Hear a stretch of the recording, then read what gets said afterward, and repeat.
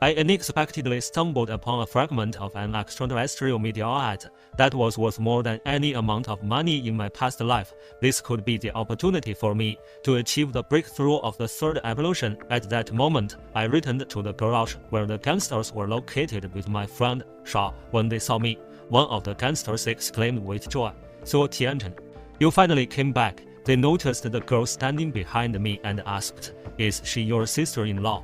I replied, "No, she's not. It seems you have a way with words. Did you pick up a little lolly on your way here?" Don't make baseless assumptions. Don't be shy, my brother. You certainly have a wide range of interests. Little did they know that Shah had already taken on the role of a martial arts master. In the next moment, she stomped on the gangster's foot, causing him to cry out in pain. I couldn't help but savor the moment and said, "I warned you not to make baseless assumptions." Then I asked, "Has anyone come here in the past 2 days?" "No, it's been quite quiet," they replied, "and you specifically told me not to let anyone in, right?" I remembered that the two sisters, Luo, Xiaoyu, hadn't shown up either. Could they have entered the garage? Shaw and the gangsters exchanged names, and at that moment, one of the gangsters asked me, "Didn't you find your sister-in-law?" "With the chaos in the city, it's not that easy," I replied. "Then we went to Jixian to find your parents, but you should be mentally prepared." Even the usually optimistic gangster's eyes dimmed at that moment.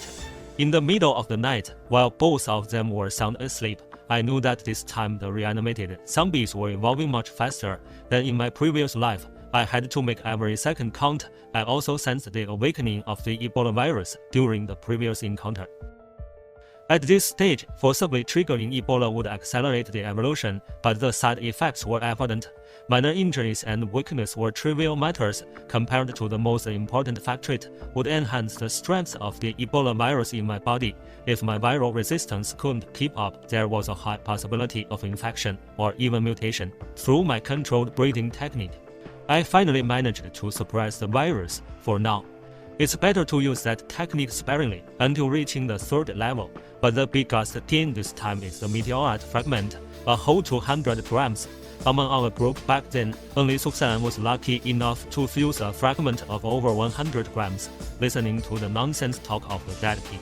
He truly embodies a carefree optimist. Now it's time for me to rest. The next morning, while they were still asleep, I woke up and began my workout. After completing 3,000 push-ups, I woke them up.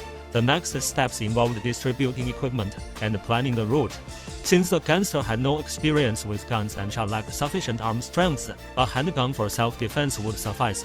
He could save your life in a critical moment, and the gangster complained about the combat suit being too ugly. Don't mind the appearance. He can save your life in a critical moment. Also, carry a dagger at all times. Before I could finish speaking, they both interrupted me, speaking in unison. Save your lives in critical moments. This little episode lightened the atmosphere considerably. It's about 900 kilometers from our location to Jixian, and driving there would take approximately 12 hours, assuming we avoid Chengdu, the largest city in the central region. At the beginning of the apocalypse, the infection rate was 70%. After a few days, Chengdu is estimated to have an 80% infection rate. With a resident population of 12 million, an 80% infection rate means there would be 9.6 million zombies in the city. We don't even know if these 9.6 million have undergone evolution yet. It's like a living hell on Earth.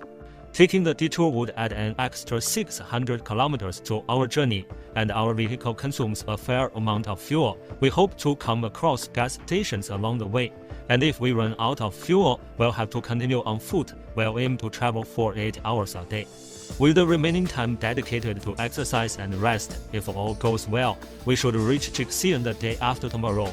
But before that, there's something we must do. As they observed my serious expression, both of them listened even more attentively. In the next moment, each person had to do 500 push-ups and 200 squat jumps. The sounds of groans filled the air. As I poured gasoline, I watched the two of them collapse on the ground. You both mastered the virus guidance technique, and yet you're already exhausted from a few sets of exercises. I asked if I couldn't accept it, and said that was only 500. Are you even human? Shaw whispered softly in his ear, "He did 1,000 in front of me yesterday, and another 3,000 this morning." Hi-Fi immediately froze, realizing that in front of me, the great demon king, they finally had a common topic. More exciting scenes will be showcased in the next video.